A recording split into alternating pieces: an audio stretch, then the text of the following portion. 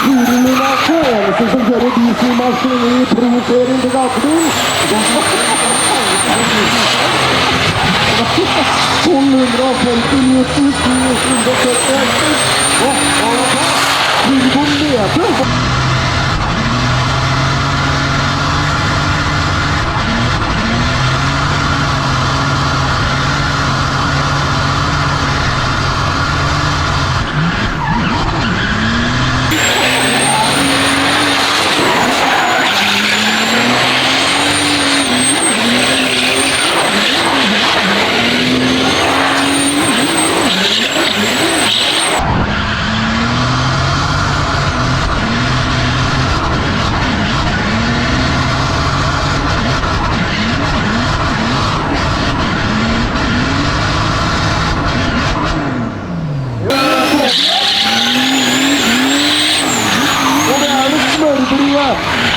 Herlige Robin Turlund fra Turlund Drifting, det er alle som står på.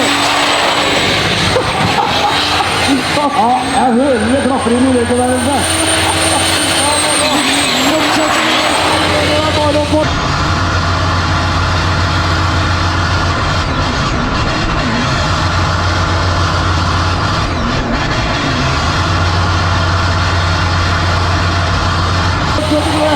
Det er svart, og det er blått, og det er Robin Turlund. Han er faktisk en liten jeg vil se ingenting om det. 3,7 kilometer å bryte opp ett sett og baken, for da er det slutt opp bakken. Det er liksom. Det er deilig. Jeg kjørte av målstreken, og det var jo, jeg har aldri gått ned i den rundkjøringen, jeg har aldri sett den rundkjøringen. Så det var, ja, det var litt vild start. Og aldri, ja, vi har jo stått linet opp langt opp på sletta der. Så ble vi bare slept ut, jeg har ikke sett banen eller noe som helst. Visste ikke hvor jeg skulle en gang. Jeg visste at det var en rundkjøring her nede. Så det var det. Vi ladet jo på, puttet den i tregir, tømte et sett med hjul. Og så røyk, eller vi hadde jo et girkassa i natt. Og da er det nok noen av guttene som har vært litt trøtte og glemt å skru an på girskifteren. Så den datta, så hadde jeg bare tregir. Og da blir det jo mye røyk og mye show, så jeg tenker det var godt for publikum, ja, at jeg bare hadde tregir.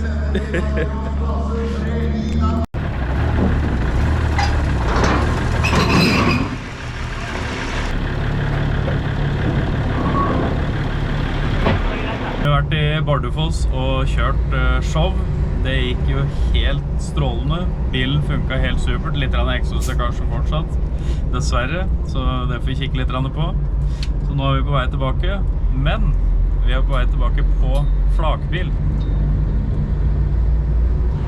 Og det var jo ikke planen. Planen vår var jo julekjøren tilbake også. Så alt funket helt supert. Parkerte bilen, lot den stå på tomgang, kjørte seg ned. Skulle kjøre, så alle var klare, banka bilen i gir, trådde inn kløtsjen igjen, beinhard kløtsj. Helt beinhard, helt ute. Så enten så er det, eller O-ringene har jo antageligvis da smeltet igjen, mens bilen har stått på tunga. Du har ikke fått varmen ut, eller ja, jeg vet ikke. Eller så er det noe drit i en av slagene, som da har gjort at det tetter seg, og bremset skal ikke gå tilbake. Så nå igjen så må vi pelle opp girkassa, eller pelle ut girkassa, pelle opp utløserlageret og finne ut av hva det er. Men det er jo antageligvis da smeltet O-ringer igjen. Så her må vi bare finne en løsning, og vi må bore enda mer hull i kløtsjhuset og sette inn noen PC-vifter. Jeg fikk et tips om at Fredrik Aasmo de gjorde det i USA tidligere, når de sleit med mye av samme problemet, at kløtsjene ble for varme. At de satte inn PC-vifter i huset for å kjøre det ned. Så vi får bare prøve og se. Så er det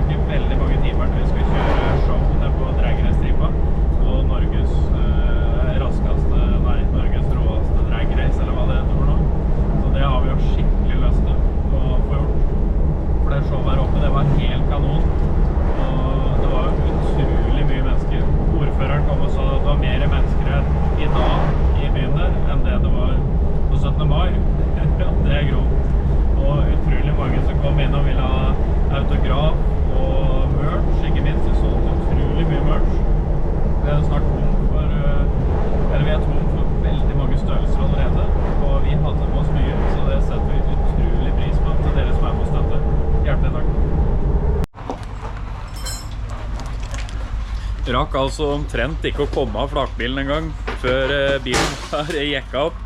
Eksosen av, og nå er vi på vei til å ta ut girkass allerede. De er helt rå. Det er maskiner å ha med seg altså. Hvor mange minutter bruker du nå, Thomas, på å få ut kassa? Det er ikke så veldig mange. Du greide 12 alene. 12 i går. Og nå er Seb i gassen her med mellomaksjel. Det blir ny rekord nå.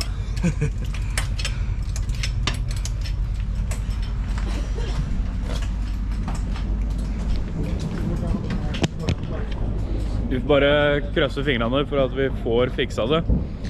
Vi har jo veldig lyst til å kjøre show på Norges råeste strekke. Så vi krøsser fingrene. Hvordan går det, onkel? Det går helt magisk. Helt magisk. Gromt event, det greiene her. Det er det, altså. Det er takk for at jeg fikk bli med. Takk for at du ringte 2 dager før. Nei, jeg sendte SMS. Ja, det gjorde du faktisk. Ja. Pakk bagen, du skal til Nord-Norge. Ja. Det var enkelt, det. Og hva spurte du om da? Nei, jeg sa bare 07 absolutt 1 liter, så... Takk! Da var det i orden da? Da var det i orden. Da ordner det meste. Da ordner resten seg faktisk. Nå har vi gjort noen justeringer på kløtsjhuset. Borret en haug med høl som ser ut som en sveitsrost. Så får vi håpe at det hjelper litt på varmen. Den gangen her så var det kløtsjpumpa, som antagelig så sitter det noen sånne gummibetter inni pumpa, så det er den som er låst av den. Det er ikke noe vakuum eller noe når vi trykker på den. Så den er helt støkk omtrent, så det går liksom veldig lite væske mellom det.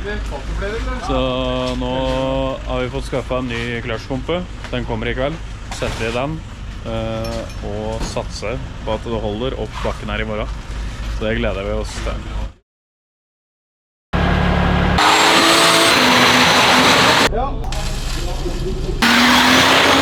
Bilen orker så vidt å gå opp bakkene. Det er jo sikkert 60-70 hester i driten.